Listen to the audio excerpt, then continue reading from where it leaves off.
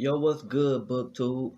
I am Antoine Floyd Sr., and this is Dope Fiction Reviews. Hope everybody doing all right out there, taking care of yourself, taking care of each other.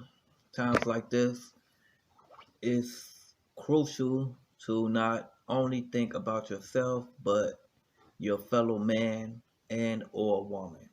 Look out for your neighbors out there. We all we got, we gotta look out for each other. I hope people are staying productive as the country begins to open back up. People staying safe, doing what they got to do to make it through this, what they call recovery phase. And I hope people are finding some good books to read, stepping outside their comfort zone, looking for some good books to read.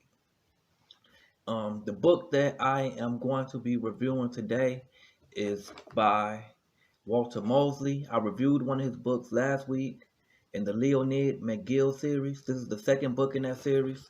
It is called Known to Evil. As I stated last week, I should say, I wasn't overly impressed with the first book when I began reading that series, but I did like the characters, but I wasn't in love with the characters. So that is enough for me to go and read the second book, which I did enjoy a bit more. I like the way that Walter Mosley, the author Walter Mosley, creates the world that Leonid McGill lives in New York. He's a middle-aged detective. He used to be on the other side of the tracks as far as balancing life with doing right and doing right by himself. And if he had to do somebody dirty to do right by himself, then he didn't give it a second thought. But now he is a reformed bad guy. He was always a detective, but now he's trying to redeem himself and, checks and balances as far as good deeds versus bad deeds.